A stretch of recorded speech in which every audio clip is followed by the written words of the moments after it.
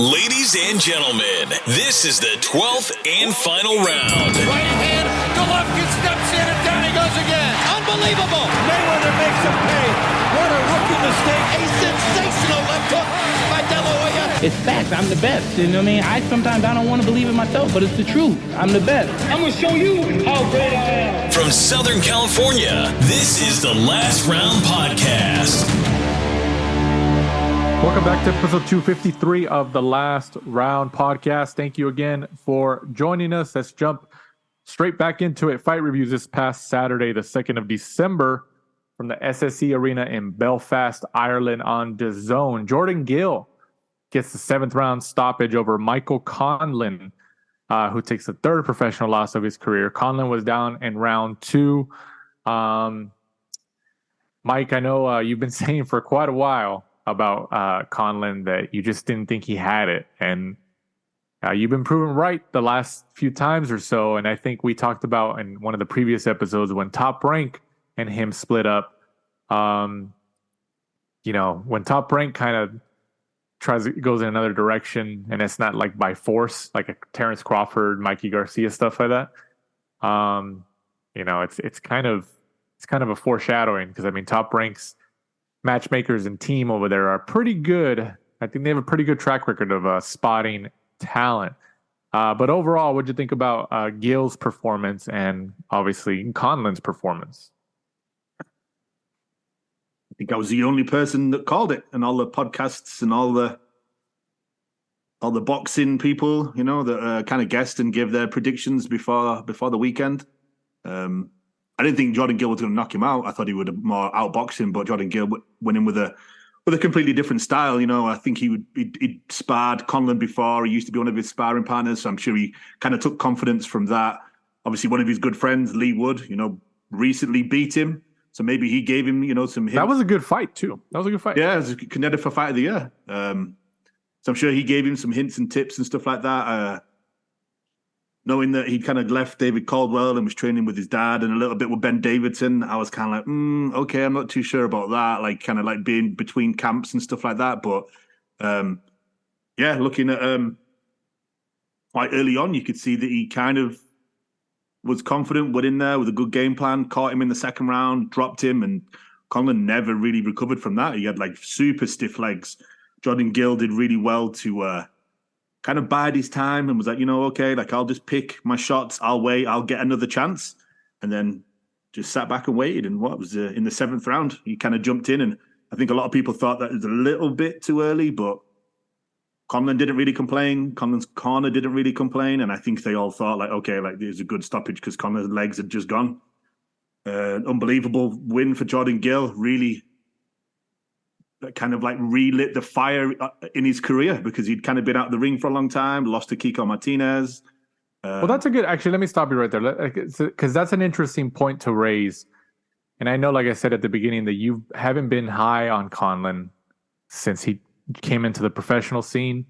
And so far, at least the last few fights, you've been proven right. But with Jordan Gill, like you just said, he's had a couple losses, and this is a big win for him. He seems like he's bouncing back. Or somebody like Jorge Linares, in his career, he had a few early losses and he came back and he made a pretty good career of himself with a string of victories. Do you have any type of confidence that Conlan, because he's still, I think he might be in his 30s, early 30s or late 20s. I don't know. I could be wrong. I could be completely wrong. Do you have any confidence that Conlan could possibly recover like that, like a Linares did, like a Jordan Gill's doing right now? What do you think? No. Conlan was wrapped in cotton wool and given every chance under the sun to win a world championship because he sells tickets. And Top Rank really, if you look at his career, gave him some quite like easy touches along the way, kept headlining him, and really were giving him positions that his talent, in my opinion, the talent that he showed anyway, didn't really deserve. But he put so many bums in seats that they kept headlining him, St. Patrick's Day, stuff like that. With Conor McGregor too at one of the fights, I think. Exactly, because he sold so many tickets, because he had the Irish following. But every time he stepped up, he lost. you think about stepped it. up to a formidable opponent, right? Every time he stepped up to an opponent that, was decent, he lost. And obviously, I know people listening to this are going to say, yeah, but he was outboxing Lee Wood until he was caught. But he was caught. He was knocked out. Knocked him out the ring. So him being an Olympian prior to turning pro didn't give you any type of confidence. No, because you would think it would. Sometimes it does, sometimes it doesn't. Look at Lomachenko. Lomachenko made that transition very well. Not everyone did. For example, like Thomas Stalker, our English listeners, our British listeners will understand Thomas Stalker was a good amateur. He was actually the captain for England, but turned professional, just couldn't do it. That's crazy how like... Just different, isn't it? Like, I know Olympic boxing, amateur boxing has changed, but back in the day, it used to be like more of a game of tag. Like, you kind of just jump around, like, I touch you, boom, boom, and that was it. And obviously, like, in the pro ranks, it's completely different. You're staying in the pocket, you're punching with power, you're getting hit with power and stuff like that. And to me, Conlan, Gabriel Flores, Mark Castro, obviously he hasn't lost yet, but people who listen to this show know that I'm not high on him. None of those people really have power. None of them really like to get hit. And obviously, I'm sure everyone's going to say no one likes to get hit, but they're a boxer. Like they're going to get hit. It's part of the job, and they don't react very well. And I think all of them have had decent amateur careers, but I don't think they're going to make it as professionals. And Conlan's had every fucking chance because he sells so many tickets, and Top Rank let him go for a reason. And I think it's going to be a similar thing with Matchroom. They may bring him back if he wants to come back, just due to the fact that he sells a lot of tickets. But I think, Jamie Conlan obviously lost to, I think it was Gerben Cajas, and he decided right there and then, he's like, if I can't beat Cajas, I can't be a world champion. I'm just going to retire. And I think having that type of mentality, I'm sure he's probably going to sit and talk to Michael and tell him, like, hey, bro, like, you've done a lot in the career so far. I'm sure he's had some very good paydays due to the fact he's headlined a lot of big cards. Like, if you're in a hard division, probably now not going to get another chance to maybe become a world champion. Let's just call it a day. Maybe he might have one more just to say bye to the fans, something like that. Like, like people do, like, Anthony Crolla. Remember he did that in like Manchester, just kind of like a farewell. So I could see him maybe doing that. You mentioned, in addition to Conlan, you mentioned people like fighters like Gabriel Flores, Mark Castro. Obviously, Conlan's significantly ahead in terms of his career at this point right now, in terms of fights and all that stuff, professional ranks. But, just kind of playing speculation game right here. At the end of all three of their careers, who's going to have the best, most decorated career? And it doesn't, when I say decorated, I don't mean like 10,000 world titles, millions of dollars made. Like, who's going to have the better career out of all those three? Conlan, Castro, Flores. And Castro's with Matchroom. Flores is still with Top Rank, and Conlan is with Matchroom. If Conlan retires now, he's never won a world title. Gabriel Flores will never win a world title. And I don't think Mark Castro will win a world title, unless he's just gifted one. But I don't even know if Mark Castro sells that many tickets, to be honest with you. I think they'll all finish with no world titles. I mean, because you can win a world title. Look at, for example, we're going to speak about this soon. Rolly Romero is a world champion. Right. And that's because they've gifted it to him, right? So, like Mark Castro, maybe if he sells so many tickets and he stumbles upon a, Matchroom buy him a first place ticket for a world title against someone super old and stuff like that, because it's corrupt. We know that, they put people in positions and stuff like that. Like, some money exchanges hands and, you win a WBA international and you get all these ranking points. But yeah, I mean, if that doesn't happen, none of them will win a world title. Yeah, but who, so randomly picking, who's going to have the better career at the end of all three of their careers? 10, 15 years, 10, 15 years from now. Conlan, I don't see Castro and Gabe Flores headlining anywhere because they won't have that following that Conlan had. And Conlan had. Didn't they have Flores already technically headline in Stockton or no? Or was he like co-mains? I think he might have headlined, or maybe it was co-main. Yeah, I mean, does that count? I think that counts. I mean, there was people who turned out for those fights up there, Stockton, California, the Bay Area generally. I would still say Conlan, headlining like MSG and Ireland and stuff like that. I think he might. Look, yeah, you're proven right you've been proven right very much with Conlan now, and I don't know. I still think he might maybe a Linares. I think Linares, is just he had a really good career, especially after the first couple losses. I don't think Conlan's going to get to like a Linares career, but I think he'll find some further success after suffering some losses. I think he'll still be able to turn out a decent career. I think. I think he'll probably retire. You never know. He didn't say. I know he posted on Twitter, but he didn't say he was going to retire. Which I'd be surprised if he did. I know, like he has. I think it's his brother, but it's probably him and his brother. They obviously have like Conlan, like boxing promotions and stuff like that. And then he's a huge name in Ireland, so I'm sure he can get himself some, like punditry jobs, working on like boxing and stuff like that. Yeah, it could happen out there. Yeah. If you've got those sorts of avenues available to you, maybe you don't need it, and he's probably had some good paydays. Hopefully he's not throwing the money around, partying and buying expensive cars and stuff like that. Hopefully he's been, wise with money and he can step away. I wonder if Eddie Hearn thought about putting Conlan on like a Katie Taylor, like as a co-main or something. Both of them drawing in Ireland, that'd be pretty good for business. But who knows? I don't know. He might still do it. I wouldn't be surprised. But we will see. Also on the card, Lewis Crocker remains undefeated at 18-0 with the unanimous decision win over 10 rounds over Tyrone McKenna, who takes the fourth loss of his career. What's your take on Lewis Crocker? Are you high on him? Does that undefeated record impress you, or what? He can definitely bang, and Tyrone McKenna has a flipping hell of a chin on him. I wouldn't have been surprised, in like round like 9 or 10, if they didn't, Nakata didn't just stop it. To be honest with you, I'm sure McKenna wanted to see himself out because he's just a tough guy. But he was down, I think, like pretty much on like every single card, and it was like, okay, dude, like you're gonna have to knock him out.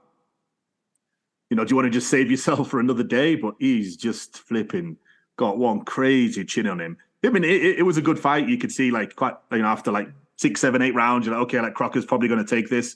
I don't really see McKenna, like, I don't know if he's got that one punch power to like knock him out. But it was a fun fight to watch. One of my first times I think I've really seen Crocker. He could definitely bang. He got some good power behind him, and he's definitely a fan-friendly fighter, especially a TV fighter, because I could see him going in there and just the big, heavy body shots, big, heavy shots to the head. Got a good tank on him just to throw that many heavy shots as well, because it looked like his power lasted, towards the end of the fight. So, I think we'll definitely see him again. I don't know whether Matchroom have like options on him or anything, but definitely one for the future to watch for the fans. He's just so heavy-handed; it'd be good to watch. Who do you think is the most successful TV fighter of all time in terms of making the most money? Because there's opponents even now. There always has been there. They might have a few losses, but they always come to fight, and on TV it looks great. It's entertaining. Like, if you had I know it's hard to pinpoint, but is there any names that come to mind in terms of somebody who made a good career of being an opponent because they came to fight and they were entertaining? I mean, the two that spring to mind early on that got into the Hall of Fame because of that, obviously they weren't super, super talented. Gatti Ward. Yeah, that's a good point. Yeah. If you look at like Gatti's career, like, is he really like, there's some people that aren't in the Hall of Fame that probably have better records than Gatti, but he's in everyone's hearts because of what he gave in the ring, right? In those like Hall of Fame fights, essentially. I would say those are two that definitely spring to mind, aren't they? And also on the card, how do you say this name? You want to give it a shot? Kiam Aguiarco. Aguiarco? I'll just call him by his last name. Aguiarco, 14-0, gets a split decision win over Troy Williamson, who takes the second loss of his career. And also this past Saturday from the Toyota Center in Houston, Texas on DAZN, the fight with the most buzz, and obviously the most popular fight of the weekend. Ryan Garcia with a new nickname that was on his trunks, and he even tweeted after the fight that he thinks he wants to be called that. And Super Rye, that was on his trunks. So we've had the Flash, we've had King Ryan, the Flash, and now we have Super Rye. So they're trying to find what sticks, which I'll get your take on it in a second. But Ryan Garcia gets the 8th round knockout over Oscar Duarte, who takes the second loss of his career. I'll let you start first. What did you think about the fight?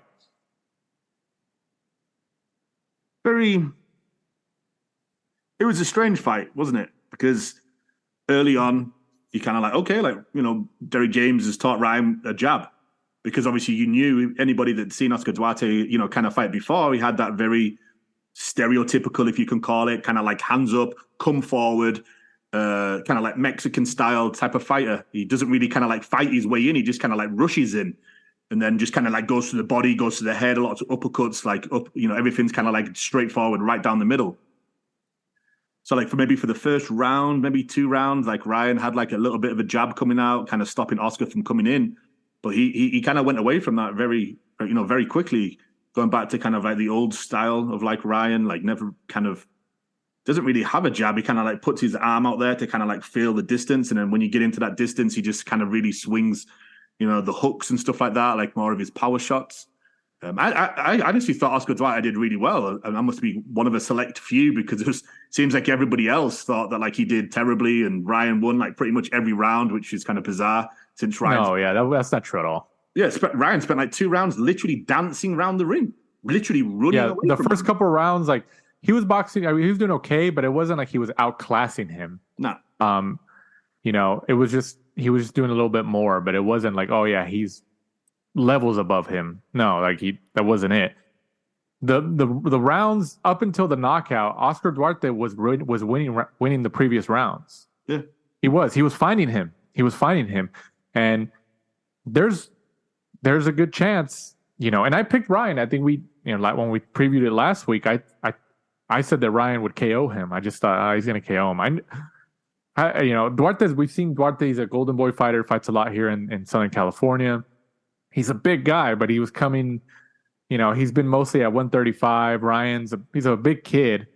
But, Duarte's, he was going to come to fight, but I just thought Ryan was a guy, he has that equalizer. Like everybody says, we've been talking about it. The closest thing you can compare him to is a Deontay Wilder. Deontay Wilder's the same thing. He has that equalizer. Ryan has the same thing. Wilder's a lot better at it, in his career. But that's probably the closest comparison that you can give for Ryan. I wouldn't say that Wilder's boxing skill is excellent or anything like that, but it's a lot better than Ryan's. Ryan's boxing skills not that, it's not that great. But because he has that knockout power and that speed, he just needs that one moment. Pretty much like a Wilder. It's the same thing. I thought he was better under Reynoso. Say it again. I thought we've only seen Ryan obviously with that one fight, but I thought he looked better under Reynoso. You know what? I think he's looked pretty similar with all 3 trainers, but I agree that under Reynoso, I feel that under Reynoso he had like a lot more passion. Like I think Reynoso was a little bit better at motivating him. Derek James, we've seen this one fight and he obviously motivated him enough to like start listening to him and he found the knockout. But he had, how many fights did he have with Reynoso? Like 4? Question. Yeah, something like that. Yeah, it was a couple. It was more than like 2. I think it was like 3 or 4. I think it was 4. And you're working with Canelo and stuff like, especially that Campbell win, that Luke Campbell win, that was huge. That was huge. Like, Campbell was an Olympian. Campbell didn't have the power, that like Davis had and all that stuff, but Campbell still knocked him down. And Ryan, I feel like Reynoso has more of the motivation factor for him. Like Ryan still, reverted back to boxing how he does, like his bad habits, and that's just what he does. He even admitted after this fight that he was turning his back, which the referee should have called, because especially in the first like 5 rounds, that referee was calling everything for Ryan. He was telling Duarte to keep the punches up, stop punching in the back, and it's like, well, Ryan's turning his body. Like, that's illegal. You can't do that. And the referee was not saying anything about it. So what are you supposed to do when your opponent's turning your body and you're trying to get off a combination? Like, if you're in the process of throwing the combination, you can't really stop yourself. It's like a car, So some punches are going to land in the wrong spots. And that referee was just like giving everything to Ryan, and he was not warning Ryan essentially for anything. But it is what it is. Ryan was the A side, and that happens in fights like that when you're the A side and the B side. And even Ryan said that Derek James, his trainer, had told him before the fight, he's like, don't turn your body. Like, all the stuff that he was doing wrong, he admitted that Derek James had told him before the fight, like, don't do that. And he admitted that he wasn't listening to him, that he reverted back. I mean, like, we've seen that. Like, sometimes you revert back to like old ways, and Ryan still does that. He still does that, and it doesn't matter who the trainer is. Like, he's going to have to stick with a trainer for a significant amount of time to really adapt to a new style. And so far, like, who really has confidence in seeing that? He was with Reynoso, and we thought with Reynoso and being under the Canelo banner, it didn't happen. And he left them, and then he goes to Joe Goosen, and he's there for, I think, 2 fights, and then he leaves Joe Goosen, and now he's with Derek James. Like, what? I don't know. Like, he has that type of equalizer. He does. He has that shot and that speed. But Duarte was finding him. He was finding him, and then he just got caught and he got knocked out. Remember the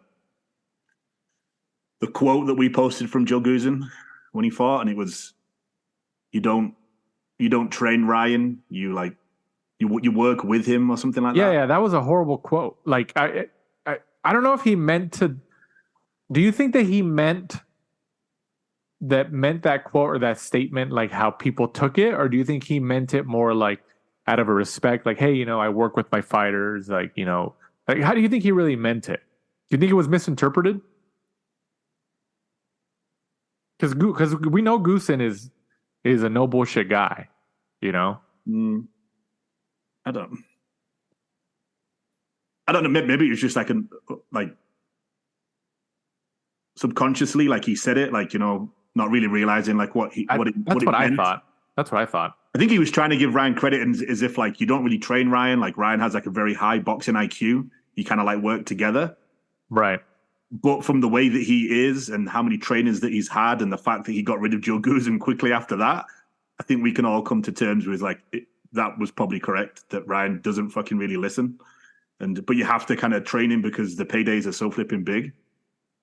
Oh yeah. I'm sure there's a lot of trainers that's happened in boxing where they know like, man, these paydays are gonna be pretty good. I'm gonna get a pretty good cut. Like, I don't think this kid has it, or I don't really like him, but I'm gonna bite the bullet just because like my cut's gonna be pretty decent. He's at that, making that much money now. It'd be like, remember when Triple G left Abel Sanchez? Like, it'll be like a set fee. It's probably not going to be like 10% of 10 million. Right. Right. It's going to be like, hey, you can train me, but you're not getting a percentage. You're getting a set fee. It's still going to be a good payday, right? But no, right. Yeah, for Ryan, do you think that when he was with Reynoso, because I don't want to essentially blame it on the Golden Boy Canelo breakup. Obviously, that was bad, especially for Golden Boy. Like, oh man, we have our other star fighter who's still down there with the guy who's like doesn't like us anymore. He's trying to leave our promotion. But Canelo was the one who kind of talked shit about Ryan, saying that he just shows up to the gym late, he leaves early and other stuff. Pretty much calling him out for his discipline and his training regimen that he didn't, keep up. Do you think that was inevitable, that criticism from Canelo and Canelo's camp? Or do you think that if Canelo and Golden Boy never had any bad blood and there was never a breakup and Canelo was still a Golden Boy, do you think Ryan would still be there? The thing about Ryan is I think he's just one of those guys, until he matures, he's probably going to bounce around a lot, unfortunately, because I think he just kind of becomes toxic, right? If you're like a trainer and someone's coming in, you have a busy gym and he's just arriving super late and you've already got someone scheduled and stuff like that, and you're kind of treating this fighter completely differently to everybody else in the gym, where like, you go into certain gyms and like, even if you're like the celebrity, you've still got to like mop the gym floor to keep everybody like at that same level. Like, hey, like, okay, you're a world champion, but today's your day. You're mopping the floor, you're mopping the mats, just to keep everyone kind of like humble, right? I can see Ryan being like, absolutely no chance. I'm going home. Like, I'm not doing that. Maybe. Yeah. And you've heard the rumors, like when he starts sparring, if he starts getting his ass beat, I've got a headache and get out of the gym. And we've heard that from credible people too. Like we're not going to name names, but we've heard that from credible people. I've heard people say that he also doesn't use proper sparring gloves. Like he uses like fight gloves instead of using like 16-ounce boxing gloves. He uses like 8-10-ounce gloves for sparring. So you're getting fucking beat the death out of by someone with an actual pro fight glove instead of using 16 ounces. Right. Yeah. I mean, look at the kid. Like he's still winning. Like the Davis fight. He obviously bounced back from it, but I think a lot of people were picking Davis for that fight. Right? I think going back to that show that we did, we both picked Davis, like, because Davis is an excellent fighter. Like he's got skill and he's got power. Like he's got a good IQ. He does. Like he's a great fighter. But Ryan just, he finds a way. He finds a way. Ryan doesn't have the boxing skill and the fundamentals, and he has really bad habits, but he finds a way with that speed and that hook. He finds it. Because I mean, if Duarte didn't get caught, Duarte was finding him. The last round and a half or two maybe before Duarte got knocked out, I mean, the crowd was booing because Ryan was pretty much on his bike. He was just running away. But I think Derek James had told him like to kind of do something like that, like, hey, stay away from this, and like, pretty much told him like, hey, you need to figure it out, like, because you keep turning your back and he's finding you, because Duarte was finding him. He was getting some good combos off, and then Ryan started getting on his bike and kind of running away from, kind of staying away from it, not engaging, and the crowd started booing. I mean, a lot of that crowd was for Duarte up until the KO. Like a lot of that crowd was cheering for Oscar Duarte. But that ended up working for Ryan because he was able to, even though he got the boos, he was on his bike for the last round or two. He was able to find him in that corner and then buzz him just enough where he saw it and then just pounce on it. And then Duarte, I think if he would have beat the count essentially, even though he was done.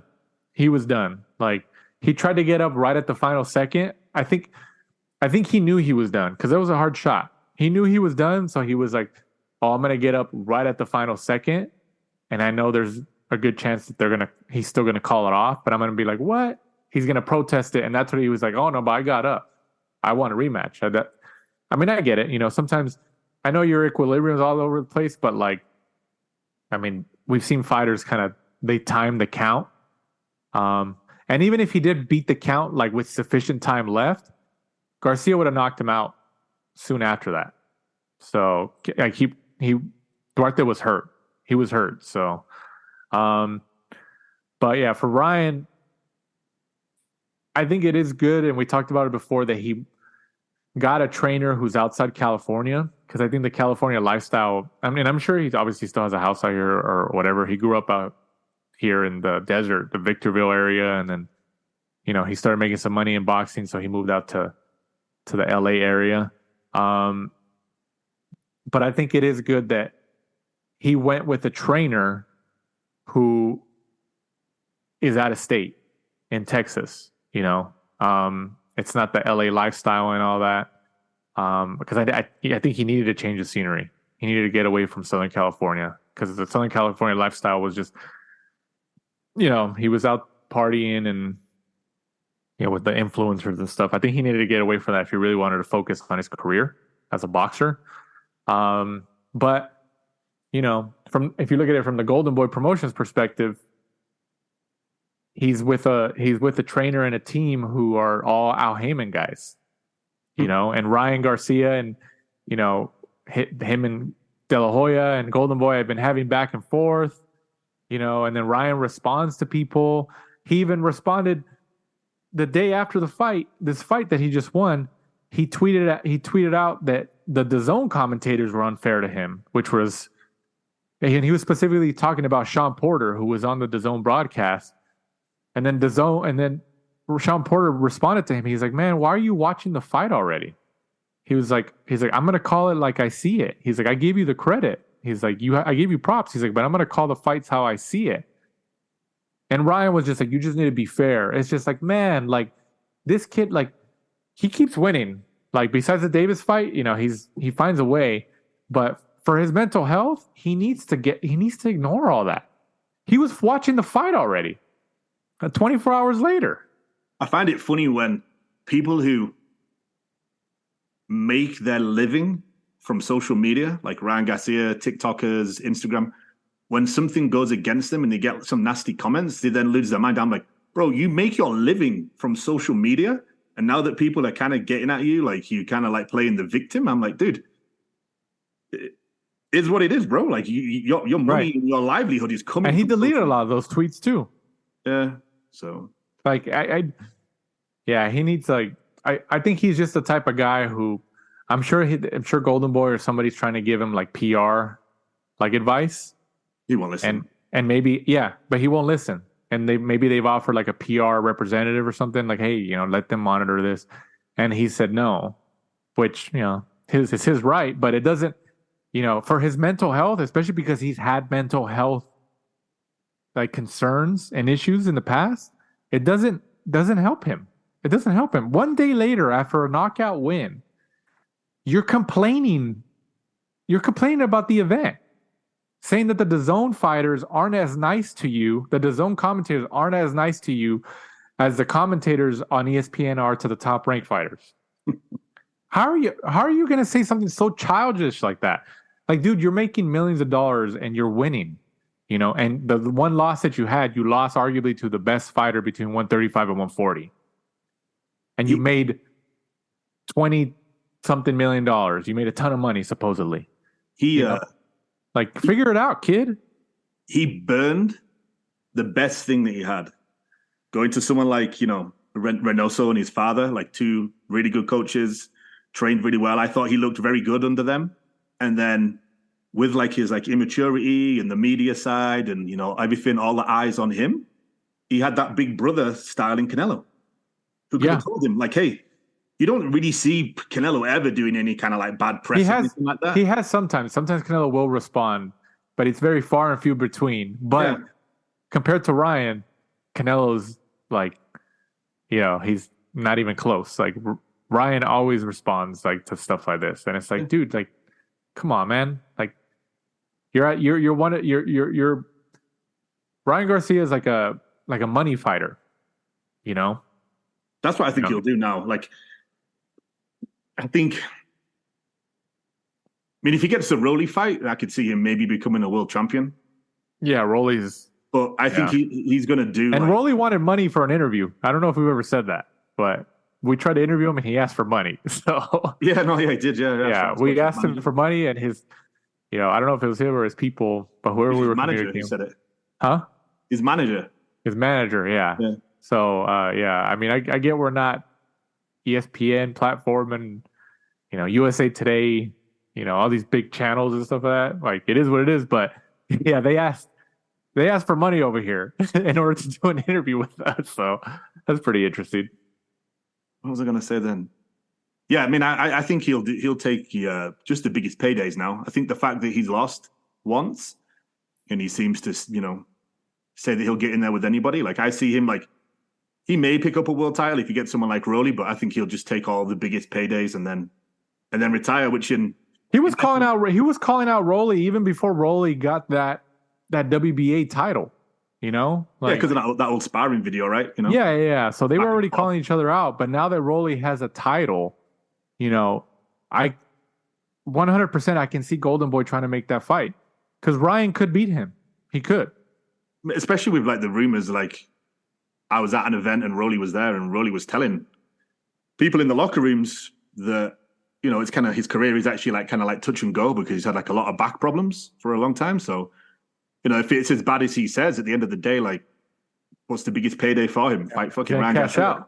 Cash out. If your back is honestly that bad, where it's kind of like you don't know how many fights you've got left, the biggest payday in that division is him and fucking Ryan in the build-up. Yeah, and he already fought Davis, so he's arguably, if he fights Ryan, he's arguably going to fight the two biggest moneymakers between 135 and 140.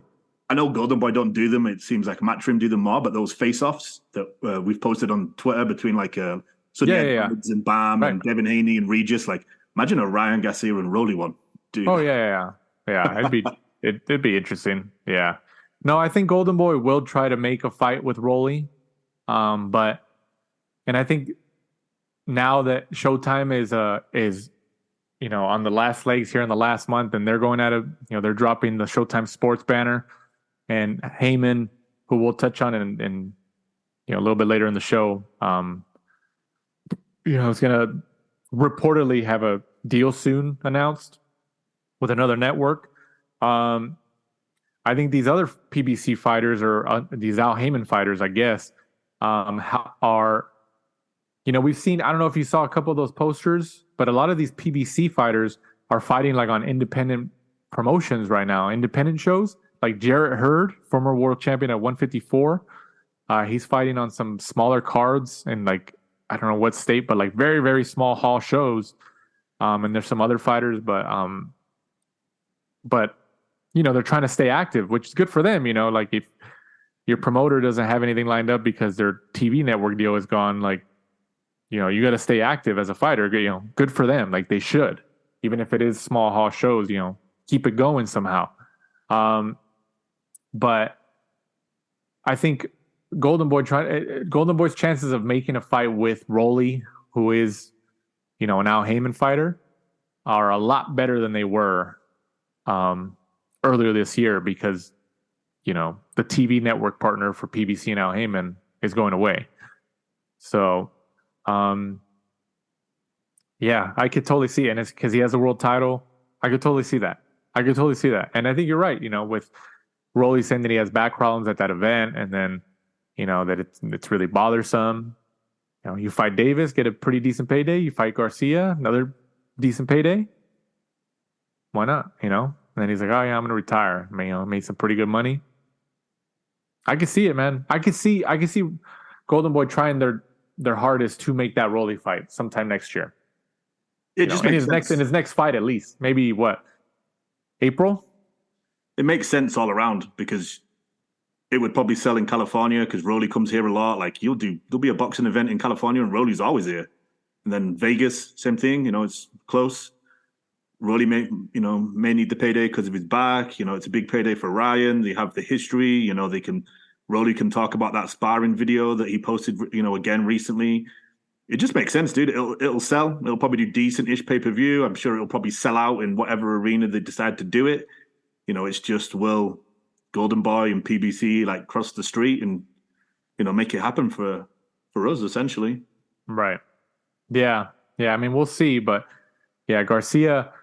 Then let's also see what keeps happening between him and Oscar De La Hoya and Golden Boy. They were having their back and forth, and yeah, that's that relationship is just. I mean, De La Hoya said that he has him on like locked into a contract until like 2026, 2027 or something like that. So, but That's difficult, man. Like, because Ryan Garcia has a fan base that, like, obviously he's got that a little bit of the influencer fan base where they're not boxing fans, but they're fans of Ryan Garcia from the influencer world. And a lot of them, like, he knows it. If he says something, they're on his side. They're on his side. Like, but, and I get it. We've talked about the criticism of somebody like De La Hoya. They should try to handle this issues privately with Ryan. I mean, don't you think reasonably that Golden Boy has tried to handle these issues with Ryan privately, and Ryan just keeps going back in public and talking shit? Like, I'm not saying that, De La Hoya and stuff, I should come out and still say something and try to get in a public spat with their fighter like that. But, like, you still have to work with each other. But Bob Arum does it all the time. And who gets mad at Bob Arum? Just because he's like 90 years old, everybody gives him a pass? Like, if you're trying to reasonably work with your fighter and trying to handle issues privately and trying to fix the situation, and that fighter is still not, adhering to any type of agreement or, anything you guys talked about in private, and he's still going public, and it's just like, what are you doing? Eventually, they're, as a promoter, it's going to force your hand, isn't it? Yeah, I mean, I know what you mean. It's kind of, I don't know. It's a bad situation all around. It is for both sides. But you've got to be the bigger person, like just to, kind of say like, hey, we shouldn't really speak about these things in public. I'll speak about this with Ryan, behind closed doors and stuff like that. And kind of shut it down that way instead of like airing your dirty linen, in public like they both seem to do. No, nobody wins in that situation. Somebody should just be the bigger person, whether it be Oscar, whether it be Bernard, whether it even be Ryan. Ryan, the youngest one, if he'd have just shut it down and just said like, hey, that's not something I really want to talk about. Me and Oscar should talk about this behind closed doors. How big and mature would he have looked? Oh, yeah. Shutting down to like 40. Oh, yeah. He would have looked great. Public PR wise, yeah, he would look great. Yeah, if he'd have done that, but yeah, I mean, and we know what them that having to say. I know they said it in that lawsuit that they filed in Nevada, but we know Golden Boy and De La Hoya have indicated that Ryan Garcia's attorney or his advisor, Lupa Valencia, who has a lot of ties to PBC and Al Heyman, is essentially the one that's causing the pot to stir around here. But it is what it is, man. We'll see, but yeah, that's a headache all over the place, man. That's a headache all over the place with that situation. But also on the card in the co-main event, Shane Mosley Jr. gets the 6-round win over Joshua Conley, who takes the 6th professional loss of his career. I know Shane Mosley Jr. has been prominently displayed within Golden Boy cards the last couple of years or so, and they're really trying to build him up, to get him to some type of significant fight. But his style is just not pleasing, man. Like, it's just, he doesn't have a pleasing style. If Conley hadn't taken this on 3 weeks' notice, maybe, I think he might have beat him. Because he caught him with some flipping big shots. There was one, like, I think towards one of the last rounds, like maybe round 4 or 5, like Conley just came out and absolutely unleashed this like left hook, and it like just smashed Mosey straight in the chin. I was like, Jesus Christ, he has a good chin.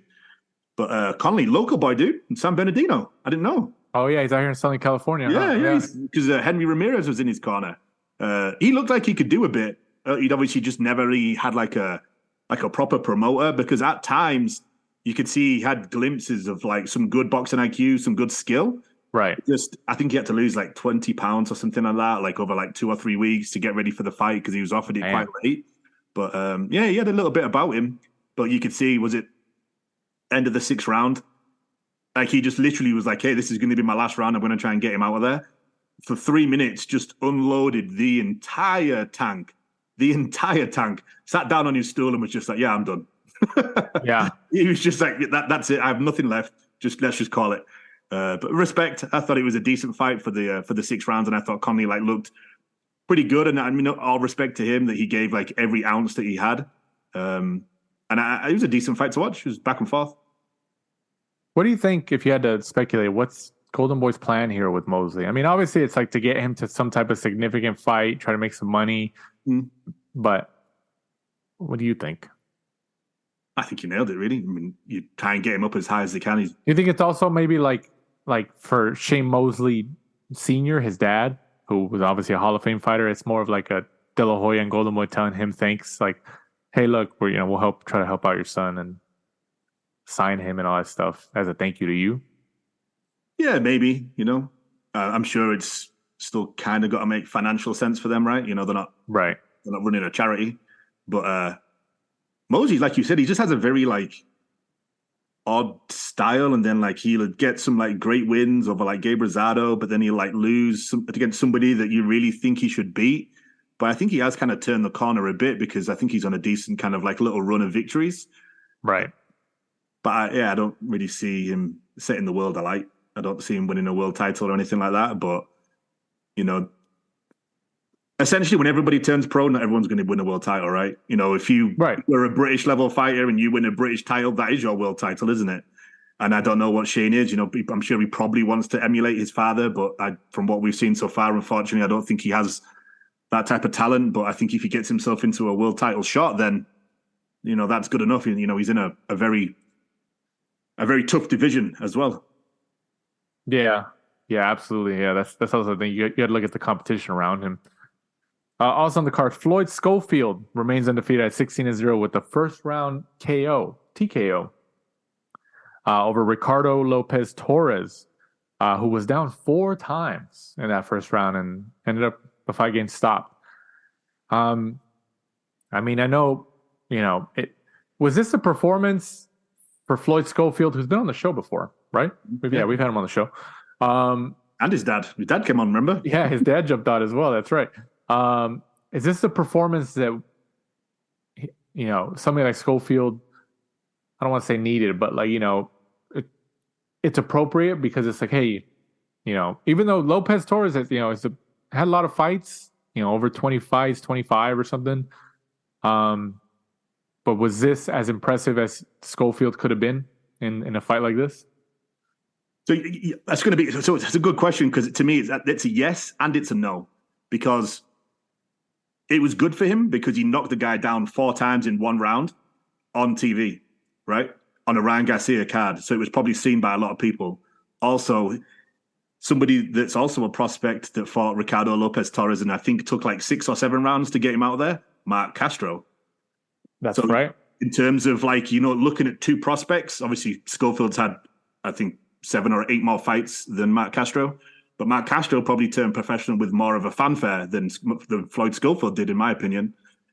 But Floyd Schofield, I think, is a very good prospect. And I love the fact that, we were just talking about Ryan Garcia and like, that how he's kind of like a little bit immature and bites and stuff like that at certain things. Floyd Schofield is super mature. His interview afterwards is just like really good, very mature. The way that he speaks, calls people out, but kind of calls them out in a very respectful manner. Jojo Diaz was talking about him on Twitter after the fight. He said he wants that fight. Yeah, I mean, that'd be a great fight for Schofield. If Schofield gets that fight, and he can win, because that's a jump, dude. From going to fighting someone like Ricardo Lopez Torres, who that's a big jump. That's a big jump. To fight someone who was a world champion, and obviously, Jojo's had a couple of losses recently. Zepeda. I don't see Golden Boy doing that. Not yet, but assuming he keeps winning, I could see them eventually doing it. It's lose-lose for Jojo. Why would you do it? But he was tweeting about it. He was like, "Let me fight." Like he wanted the fight. I don't know if you're managing Jojo, you're like, bro, if you lose to him, like, I don't know how much of a drop down that is in terms of like quality paydays for you, in terms of like, going from, say, like, I don't know, like an A class, B class, C class, like for Schofield, probably you would say like C class, like prospect, but a very, very good prospect. It's kind of lose-lose, because if he beats him, then everyone's like, you should have done. The kid's young. He's only had 16 fights. You used to be a world champion. Schofield beats him. He takes all of that credit and moves up the rankings super fast. Interesting to see whether they do it, because from what Jojo was tweeting, he's like, all right, I'll see you the early part of next year. And I was like, wow. Well, yeah, but how many times have we seen that with fighters online and it doesn't If there's one person that does do it though, it's Jojo, right? Like he kind of like calls people out, and fucking before you know it, like he steps in and fights. Like when No, right. Yeah, I mean, yeah, you have a point there, but I don't see Golden Boy, even though it would be that would be a really good fight. Big jump for Schofield, as you said, but I don't see Golden Boy doing it. They're gonna give Schofield a couple more fights, and then if it's still there, then yeah, a JoJo fight. Maybe give Schofield until 20 fights, 4 more fights, and then maybe in 2025, maybe explore a JoJo fight. But yeah, if he goes straight into that, sometime next year, I'm going to be very surprised about that. But like you said, it's kind of like a lose-lose for JoJo. It's like, why do you want to fight this guy? Like, what if you lose? It's going to really significantly impact you negatively, money-wise and draw-wise. So Schofield though is a good prospect, I would say. No, he is. Yeah. He's got good talent. So he could pan out, man. Seems like that so far. Yeah. Okay, moving on. Fight previews this upcoming Saturday, the 9th of December, from the Chase Center in San Francisco, California, on DAZN. Entering a new market, or at least there hasn't been a fight there in a long time, but it's the first fight at this arena, which is where the Golden State Warriors, the National Basketball Association's basketball team in the United States, that's where they play, Steph Curry and all those guys. For the WBC Super Lightweight Championship of the World, Regis Prograis, 29-1, goes up against the former undisputed lightweight world champion Devin Haney, who is 30-0. This is Haney's first fight, and correct me if I'm wrong, his first fight at 140 pounds, and he's fighting arguably the most dangerous guy at 140 pounds in Regis Prograis for the WBC 140 championship. What do you think about this fight? Interesting fight. Very interesting fight. I've been watching the build-up for it, and I do go back and forth. Going to be a good test for Devin, He's not always the most eye-catching when he fights. He's kind of very safety, like kind of goes like the 12 rounds, kind of just like boxes from the outside a little bit. He doesn't, pardon me, doesn't seem to have too much power, and he's kind of has that kind of like Floyd Mayweather effect, where people either seem to love him because of his his flashness, but then at the same time other people hate him because of his flashness. So it's kind of he's kind of does have that Floyd Mayweather effect on a lot of people. So. But from what we've seen so far, and from what we've seen, Prograis and Haney, have managed to sell out. The Chase Center. I think they're only a few tickets away from selling out. That's impressive, man. That's impressive because that's almost a 20,000 seat arena. Devin Haney obviously was born in San Francisco area, but really grew up in Las Vegas. I was really surprised. Were you surprised? Yeah, I mean, he's not selling that well because I was really surprised about that. Yeah, and then obviously Prograis is from flipping New Orleans, nowhere near, not even California. Right. So from them to kind of go there, which is not really a hotbed of boxing, impressive to sell out. So what they've done, my heart says Prograis, and my head says Devin Haney. I mean, Haney's proven, that's the thing. Like Prograis just really hasn't had that big stage yet. He had it against Josh Taylor and stuff, and he lost that fight, but he fought really, really well. And some people thought maybe he should have won. But you got to give it to Haney, man. Haney is literally proving that he'll fight anybody. He went to Top Rank for a few fights, became undisputed, fought Lomachenko. Haney, you got to give everything to Haney because Haney is probably, you could probably count on one hand all the fighters who are really putting in the work and fighting the necessary people in order to be great. And Devin Haney's 24? He's already been undisputed champion at 135. He's moving up another weight division to fight arguably the most dangerous guy with the most prestigious title, world title at the WBC title. Well, like you said, listen to this run. And obviously some of them I know are a little bit older, but Gamboa, Linares, Jojo Diaz, Kambosos twice in Australia, Vasily Lomachenko, Regis Prograis. Yeah. No, you got to give it to Haney, man. You got to give it to him. You know, he's trying to prove, and so far he's doing it. Like he's trying to, even if he loses this fight, does he really lose? You know, is it really that bad? He's got the skills to do it, but like, is it really that bad if he loses? He's fighting such a dangerous opponent and a world title fight, and his first fight at 140 pounds, the new weight class. And if he loses, people are gonna be like, "Oh, well, you know, it's his first." Like he can bounce back. Yeah, I mean, but Haney's he's got a good IQ, man. He's very defensive. He can fight. He's not a knockout guy, but he can fight. You know, he's got skills. He's got a high level IQ. I mean, I think that when I look at it, I think Haney just has the skills. I think Haney has more ways to win, but we've seen Haney rocked by Linares, and Linares isn't really a puncher. So if Prograis catches him, and yeah, Prograis can punch too. Yeah, so then that's the thing. But I think that Devin Haney, he's a very intelligent boxer, and I slick. And I think that it may be like a boring-ish fight because I think he'll probably do kind of box from the outside and stuff like that, and kind of like really frustrate Prograis. Because like I said, I just think Devin Haney has a lot more ways to win. I think he's just a very, very talented guy. He's just not always the most exciting to watch. All right, I'll go first. I think Haney wins by decision. Maybe a split, maybe a majority, but I think Haney wins. Yeah, like I said, I think Devin Haney points, but my heart would like a Prograis. He just seems like a cool dude, doesn't he?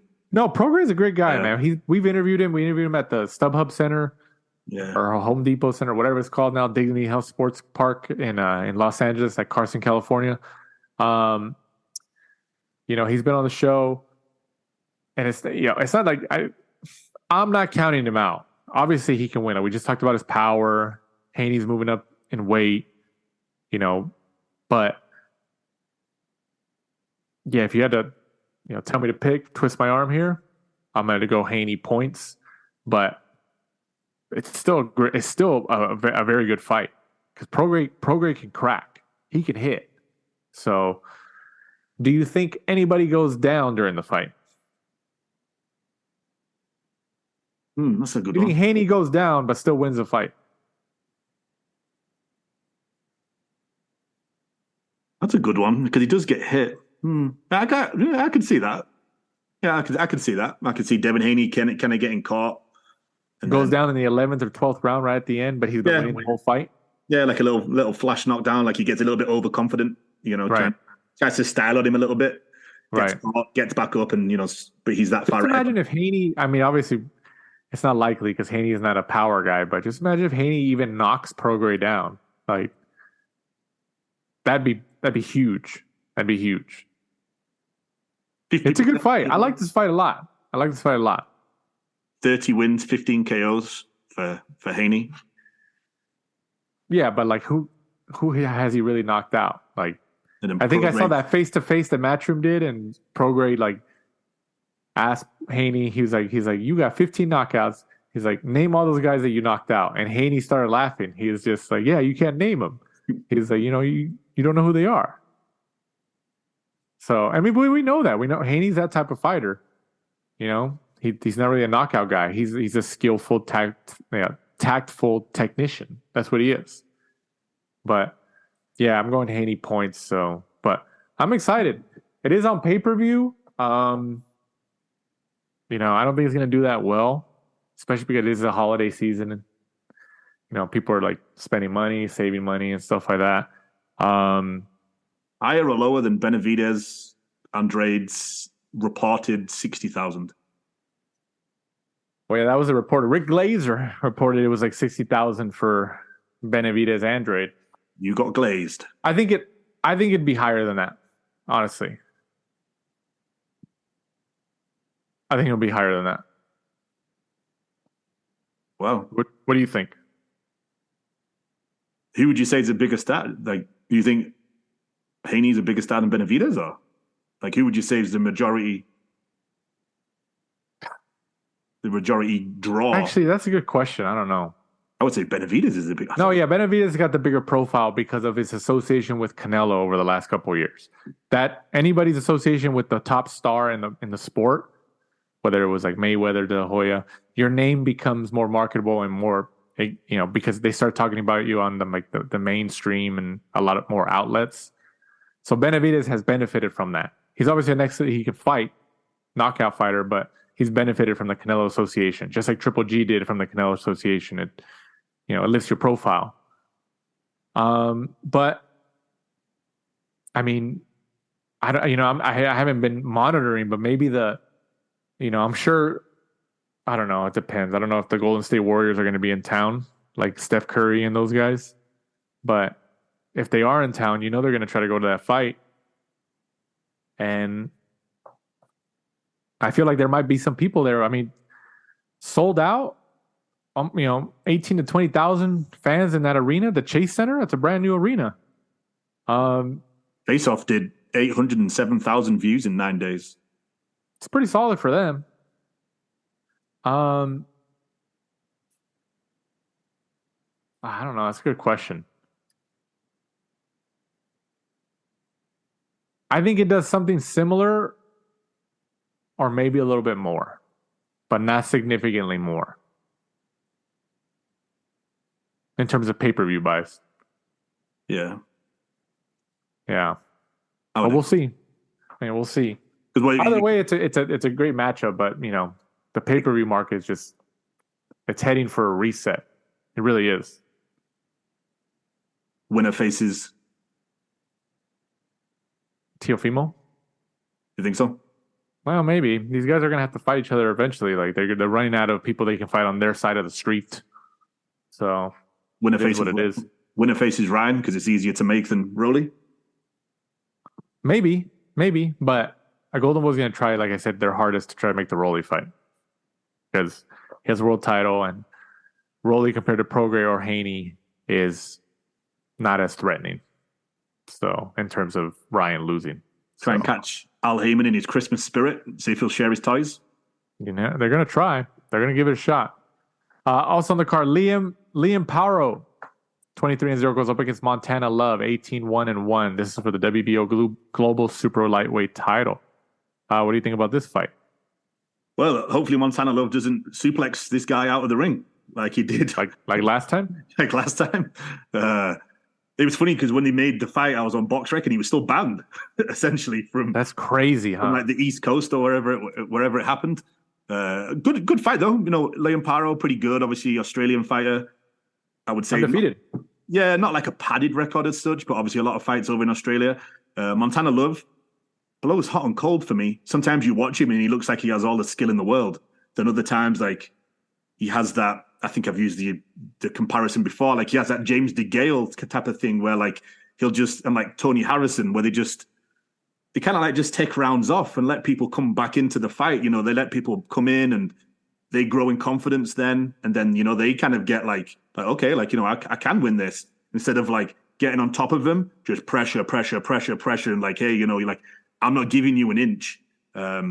So that's the type of thing I'd like to see from Montana Love. Like, he kind of just be like a little bit more switched on because I like watching him. On the days when he's good, he's fucking really good. Yeah, I'm going to go for Montana Love for this. I think. I think points. I think Montana takes it on points. Good fight though. Good fight. Yeah, it's a solid fight. Also on the card, Andy Cruz 1-0. The highly sought after, a lot of hype behind him from Cuba, I believe. Goes up against Hector Tanahara, which is in his second fight. They're trying to go the Lomachenko route here. Tanahara 21-1-1 is for the IBF International Lightweight title. My bad. I've just pulled it back up from yesterday. It's changed. Andy Cruz is now fighting Giovanni Straffon. Oh, 26, 5-1. So what happened with Tanahara? I wonder what happened with Tanahara. Yeah, it's just changed. I wrote these notes yesterday. Let me see. Research on the spot. Let's see. Giovanni Straffon, he's fought... People recognize him. He fought 2001. He fought James Tennyson. He beat James Tennyson by TKO round 1. 2021, he also fought Maxie Hughes. He lost to Maxie Hughes, unanimous decision. And then he's gone away, won one, lost one, won one, and then now he's facing Andy Cruz on Saturday. Huh. Oh, yeah, he was out a long time ago. He was out November 14th. Who was? Tanahara. Oh, BoxRec didn't change it. Must have Yeah, changed it. it was a while ago. Oh. Yeah, because I found an article here from the Texas boxing scene .com that he was injured November. They wrote this on November 14th, 2023. So, yeah, he's been out for a few weeks now. I said he was injured. So, somebody was lying to you, or BoxRec just didn't update it. Yeah. An easier fight, I would have said, for Andy Cruz. Hector Tanahara's like he's not Tanahara's like not a knockout guy, but he's experienced. And I don't know if he still is, but he was one of Robert Garcia's boys. Yeah. So like we always say, you don't get easy sparring in there. They breed flipping warriors out of that. I mean, you got it. You can tell that Eddie Hearn and Matchroom, they're trying to keep this Cruz kid on a fast track, like a Lomachenko fast track. They're obviously doing that. So, do you think that by the sixth fight of his career for Cruz, as long as he keeps winning, do you think he gets a world title shot? But due to the fact they've gone for the IBF International, it looks like obviously they're trying to place themselves with the IBF because they know that, we all know that the IBF are one of those guys, when you become their mandatory, they enforce it. Yeah, they enforce it. So, who holds all the belts? Devin Haney just released them all, correct? I believe so, yeah. 135, yeah. So, I'm trying to think who it is would be the highest rated in there. Wasn't the IBF, isn't that the one that, I think Isaac Cruz was the highest for? It's supposed to be Isaac Cruz and somebody else, I believe, we're going to fight for that one. So, maybe. Yeah, I mean, I could see him fighting for a world title in his third or his fourth fight. I'm sure he's probably trying to beat Vasily Lomachenko. Yeah, I can see Eddie Hearn Matchroom be like, oh no, we're going to try to beat his record. Yeah, because they're throwing him into the Lions Den. So, or at least they're trying. So we will see. Also, this upcoming weekend from the Charles F. Dodge City Center. We never mentioned that on the show. New place for boxing here in Pembroke Pines, Florida, on ESPN Plus. Robeisy Ramirez, 13-1, goes up against Rafael Espinoza, 21-0. This is for the WBO Featherweight Championship of the World. What do you think about this fight? Robeisy Ramirez, I think, ever since turning professional and, losing his first fight, gone away, worked on it, and I think now he's, definitely one of the better fighters at featherweight. Should be a decent matchup. I see Ramirez coming through. He's unbelievably talented, isn't he? Another guy actually from Cuba, so it's going to be interesting to see, what they do later down the line. All these Cuban guys now turning professional after having these unbelievable amateur careers, and more are now turning professional.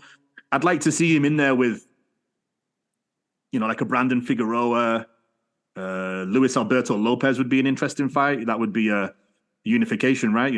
What does Lopez? He has the IBF, I believe. Yeah, so get in there, beat someone like a Rafael Espinoza, and then I think get the guys at featherweight to start trying to unify. If they could. Lopez is with Top Rank. Ramirez is with Top Rank. Easy, right? Yeah. No, I can see it.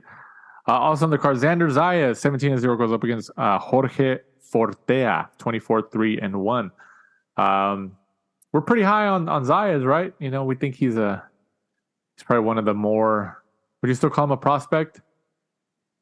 Yeah, I mean, he's still young, right? Even though he's had quite a lot of fights, just due to the fact he turned professional at 18 or something like that, 17. But he's still a good prospect. I think so far, and obviously he's getting in with somebody that's had twice as many fights as him, nearly. So it's going to be interesting. But so far I think Zayas has done pretty much what we expect.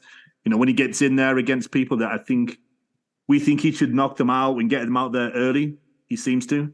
I don't think we've ever really watched a fight where we've gone, maybe Zayas isn't ready yet. And obviously, been based, down in Florida, you get that influx of fighters from like all around the world. So you get to see lots of different styles because you get a lot of different people from South America that have all these different styles. You're even seeing people from Europe and England over there now. Look, Mick Conlan was, he changed training. He went to Florida. Yeah. So, I think he's in a really good spot so far. He seems to be super mature, seems to be, very switched on. The only thing that, if he doesn't make it would be maybe a lack of talent because so far he seems to be doing everything correct. He's got a big upside. I think so far. I think was it Kevin Aioli or somebody that came on and they weren't that high on him. Because I remember there was somebody. I remember I said something and they weren't sold on it. And it kind of shocked me. But he's still got a lot of time. Like he's still got years. To really mature, like into a man and really trying to find out like, what divisions you're going to try to dominate. Kind of get his man strength, kind of like fill into his body a bit because he's a big kid essentially because he's still 18, 19 years old, I think. I better check that just in case he's not. Oh no, he's 21. Sorry, he's 21 now. Hey, you're close enough. He's still young. Yeah. So interesting. I mean, he's done everything so far. I think he should do. Be good to see him step up in 2024. Maybe start getting like highly ranked, picking up some of these international trinkets and stuff like that. Just to see where he's really at.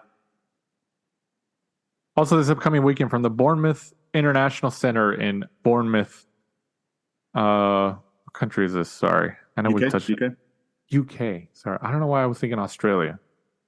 Isn't there a city in Australia kind of similar? I feel like I don't know. They steal all of our names. Australia, America, you've got like York. That's true. Washington. See, I knew I was right. Chris Billings-Smith, 18-1, goes up against Matus Masternak, 47-5 for the WBO Cruiserweight Championship of the world. 47-5. He's had quite a few fights then. What do you think about this fight? Interesting fight, Chris Billings-Smith. It's a Sunday fight, right? This isn't it the day after? I believe so, yeah. Did I put that on there? Sorry, I think it's Sunday. No, I think it is Sunday. Yeah, I saw it like before in a tweet. Interesting fight. I think Masternak's probably just going to be too old. I think Chris Billings-Smith is just going to be too young, too powerful to really just be too much for Masternak. I don't see Masternak getting in there and kind of like old manning him, which can happen at times, just due to the experience. Chris having one of the better trainers, I think we both agree, McGuigan in your corner, always seems to be super calm, always seems to have a great game plan. Just, if I was turning pro in the UK, if I was a fighter, I'd probably want to go with McGuigan. Right. They seem to always just be prepared, good game plan. He seems to know what he's doing. And they're always matched really well. Like if you look at like Josh Taylor, Okoli, Chris Billings-Smith, all of them are matched very, very well to get them to like world championships. Look at Billings-Smith, dude. Like I think if you'd have asked him when he turned pro, like what's your ambition? He'd probably been to be a British champion. He's now the WBO world champion. Beat his ex-stablemate in Lawrence Okoli, who was an Olympian. Yeah. He was an Olympian. Yeah. This kid just that's a big win. Unbelievable in terms of that.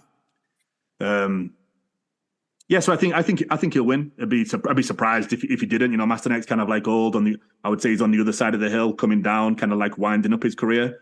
Where really Billings-Smith is still kind of climbing. And it's whatever happened with Okoli. He left Matchroom, went to a boxer. They paid all that money for him. First fight, he loses his world title to Chris Billings-Smith. That's insane, man. And then they don't do the rematch. Lawrence Okoli must be fucking scratching his head and pulling his hair out. Like, what the fuck did I do? Yeah. He was talking all that shit on Eddie Hearn. Yeah, and he had egg on his face, man. That sucks. That's such a sucky situation. I'm sure boxers like, damn it, this sucks. And Eddie Hearn's just laughing in the corner. Overpaid to get him, hoping that like maybe they could use him for the face of Sky Sports, even though he doesn't really draw. I mean, he had an upside. That just. As of right now, it's not panning out. The upside is you could turn him to heavyweight money because he's so tall. I could see that happening. Honestly, I could see that happening. Moving on, news and notes section of this week's episode of The Last Round. The WBA has joined, in one of your favorite decisions, the WBC by adding an 18th weight class. The super cruiserweight division for boxers between 200 and 224 pounds. So this is kind of like that bridger weight thing for the WBC, which is their version of that is between 190 and 224. That they really haven't got any steam behind in terms of getting off the ground either. I mean, what do you think about this? Do you think you would think reasonably that the WBA consulted with fighters, promoters, fighters in this division? You would think, right? And maybe the fighters are just like, yeah, you should. Because, I mean, it is. We've always known it's a big jump from not only light heavyweight, 175, to cruiserweight. Is it 200 pounds? Or up to 200 pounds? 25 pounds difference? Like, that's a big jump. But I think the idea, the premise is good, but I just think it doesn't, like, the history behind the sport, it's not going to fit. It's not going to work. What do you think? I think the problem there, Danny, is that you used common sense that they would speak to other governing bodies and boxers about making that decision. And I think the older you get, you realize that common sense isn't common. So they probably didn't consult anybody. They probably just did it themselves. I can understand why they need to do that because of the jump. So I understand, creating a super cruiserweight, with, if you go back in time, you look at like Muhammad Ali and those guys, they were like 6'2", 215 pounds, 220 pounds. And nowadays you're looking at Tyson Fury, like nearly 7 foot, 280 pounds. So, from cruiserweight to heavyweight, in terms of the size of person it's crazy now. People are just obviously getting so much bigger and so much heavier. But the problem is when they created the bridgerweight, or obviously now with the super cruiserweight, you don't get heavyweight money. Right. A lot of the people like Usyk and your smaller. At least for now, like, I mean, if you, it's going to take some time, but if you get some fighters in there who are marketable and good TV fighters, and the profile of the division goes up and people start tuning in, obviously you can make money, but as of right now, that's not on the table. Heavyweight money is different. Yeah, because if you look at like Usyk, Joseph Parker, Deontay Wilder, they're all probably small enough, especially Wilder. Some of the fights that he's weighed in at, he could have been. Yeah, I think he came in like at 215 on one of them. Yeah. So he could have been a cruiserweight. But the problem is then you look at cruiserweight money, you're not looking at heavyweight money. Like the heavyweights are paid the most because they're like the biggest, largest, kind of like WWE style people. Like you're looking at, look at the size of that guy in there. And that's why they're paid the big bucks, essentially, because at any moment they're so big, so powerful that you don't have the right defense for 1 second or something like that, and the next thing, that's it. It's lights out, especially when you're facing someone like Wilder. Right. So I think that's the problem that you have is, there's these people that probably could drop down and pick up a belt in those divisions, but like you said, it's just the division's not glamorous. Even, years from now, it's like, why aren't these people staying at cruiserweight? Because it's not that division. It's not the, when you're a kid, you want to emulate Muhammad Ali. You want to emulate Mike Tyson. You want to be the heavyweight champion of the world, the biggest, baddest guy alive. And that's how they've always done it. That's how it's always been. Like the UFC, like Ngannou was able to do that and move on to do these different things because he was the heavyweight champion. Same as Tyson Fury. You don't see like Chocolatito. You don't see Chocolatito getting invited to fucking the WWE because he's 118 pounds. But Tyson Fury is because he is the heavyweight champion. He's like a god because he's 7 foot tall, 280 pounds. Marketability. Yeah. We would look at these people walking down the street like, Jesus Christ, look at the size of that guy. Yeah. And unfortunately, that's the problem that I think you have. That's why some of these divisions, like people like Joseph Parker, will bulk themselves up into the next division, which they're probably not tall enough for, just because you get that heavyweight money. Yeah. Yeah. You get a pay raise of some sort. Right. Exactly. Yeah. Significant pay raise. Yeah. And also it was announced at the Ryan Garcia event by DAZN that Jaime Munguia will meet John Ryder, a former Canelo opponent in a super middleweight bout on January 27th in Phoenix, Arizona. Munguia is 42-0 with 33 KOs.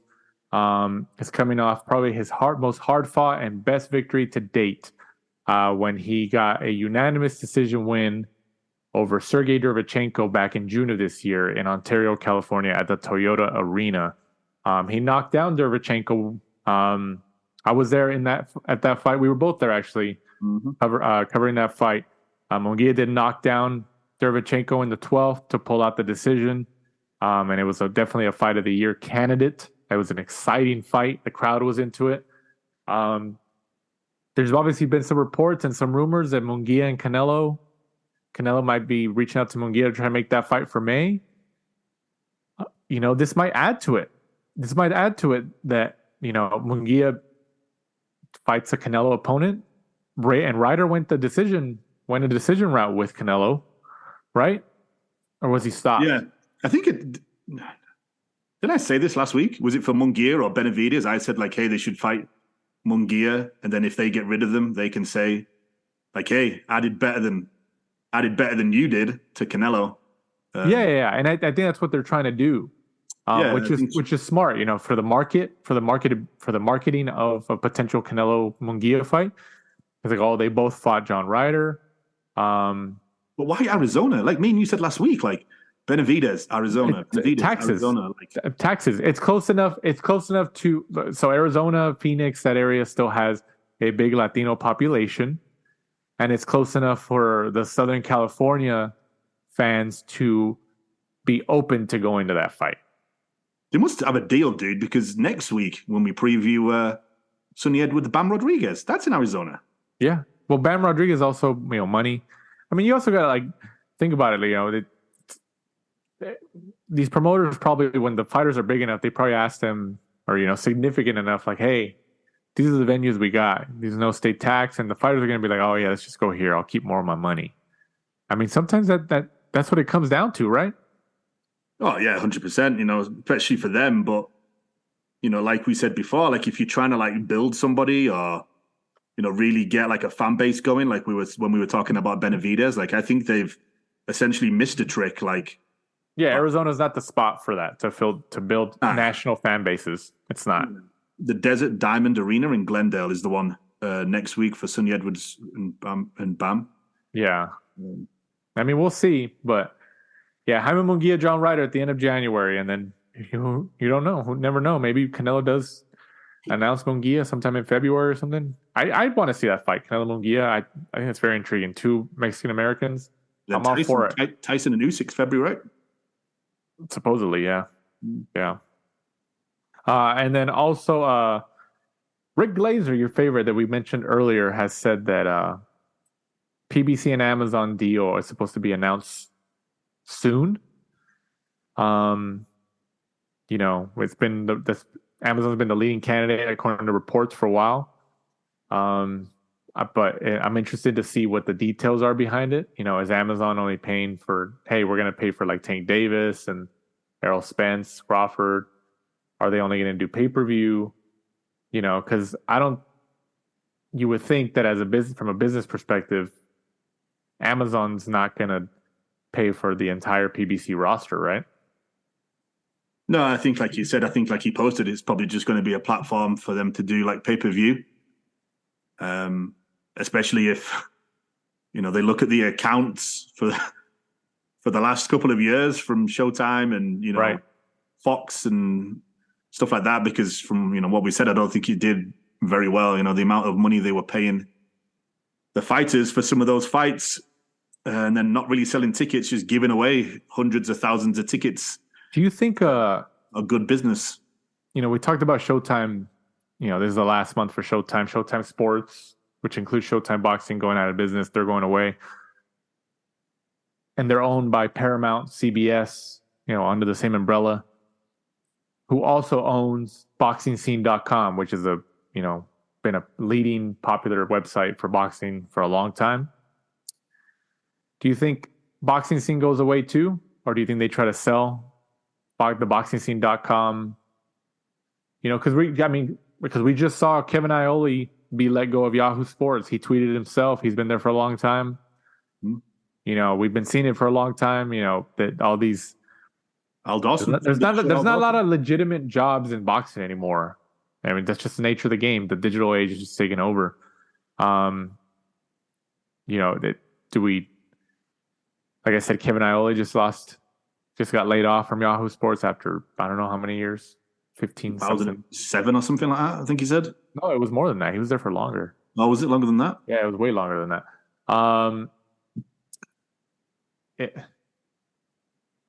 What do you think? Do they sell the boxing scene? Essentially, because it's like, do they need it? Like, I'm sure before that was like a mouthpiece for them to promote their fights. So you kind of like now, like, why do you need it? You don't really need it. I'm sure. Like, I think they're going to try to sell it. Well, I mean, I'm sure all they got was like income from sponsors, advertisements, and stuff like that. Yeah, well, that's how you make your money for those things. Yeah, so I mean, I don't think that's something they really need anymore. So yeah, I wouldn't be surprised if it was sold, down the line. But unfortunately for our friends that work in the scene and stuff like that, it seems to be all of it. It seems to be a dying job, a dying hobby. Because when you're looking at like IFL TV and stuff like that, their numbers are substantially lower. Michelle Joy Phelps left behind the gloves. Umar from IFL's left. Al Dawson was obviously, left from the Insider. Yeah. It's reality setting in for anybody who's listening to this, who was thinking about trying to get into the boxing field as a type of media or anything else like that, and you think there's going to be money. I would look somewhere else, or at least I already have a job. Yeah, I mean, luckily me and you, have, careers. We do this for the love of the sport. It's, we get to do it and not have to worry about like an income, which I think makes it, we can always be happy about it. We're not worried about how many listens, how many views, how many reads and stuff like that. We can just do it and say what we want because nobody can control us. We've had sponsors reach out to us and they want us to do this, that, and the other and stuff like that. And we're like, no, we don't need the money. Like we both have careers. Yeah. We do this for the love of it. Like you're not choosing what we say, do. No. Yeah, exactly. So, I mean, it is what it is. Obviously we've been around for a while. So, we wouldn't mind getting bigger and bigger here as a podcast. And if people can subscribe on Apple Podcasts or follow us on Spotify, just doing that on those platforms. You hit the follow button on our show on Spotify or subscribe on Apple Podcasts or rate us on Apple Podcasts or rate us on Spotify, comment or something. That'll help the algorithm. It'll send our show and our podcast to more people, market it better in the algorithm, and obviously the more notoriety we get, the easier it is for us to get bigger guests and significant guests with bigger names. So if you can help us out on that, everybody listening, follow on Spotify, hit that follow button, subscribe on Apple Podcasts and all these other platforms, rate and subscribe. Just doing that and doing that one time, it'll help our chances in the algorithm and give us more eyeballs there. So, and then in the future, as we build more and more, it'll give us more credibility to land these big names as guests. So that way we can have somebody on and you guys can listen to the shows on the way to work or wherever you're going on the way home and check it out from there. But once again, guys, we appreciate you guys listening to this week's episode of the Last Round Podcast. And as we head towards the finish line, Mike, go ahead and let them know where they can find us and follow us. At the Last Round 12 on Instagram and what's it called now? Twitter. I always say Twitter because I'm so used to calling it that. Be sure to join us next week. We'll be previewing Jesse Rodriguez against Sonny Edwards. It's a good fight. That's a good fight. I need to watch that face-off they did. I haven't watched that for the Matchroom YouTube channel. I watched it today. It's good. Yeah. Actually respectful. Sonny was actually respectful. What? Oh, come on. Yeah. Man. I want to see some bad blood. Yeah, no, it's not really like that. It's not like the Devin Haney and Regis-Prograis one. The Sonny was actually very, but I think because Sonny was respectful, Bam was also respectful as well. So it wasn't a lot of shit talking like I expected. Damn, I'm probably not gonna watch it now. You just, I'm out. So once again, we appreciate you guys listening to this week's episode of the Last Round podcast. So for my co-host Michael Shepard, I'm Danny Z. This is the Last Round. Thanks for supporting and listening to the show. Follow us at The Last Round 12 on social media. Rate, review, and subscribe. This is the Last Round Podcast.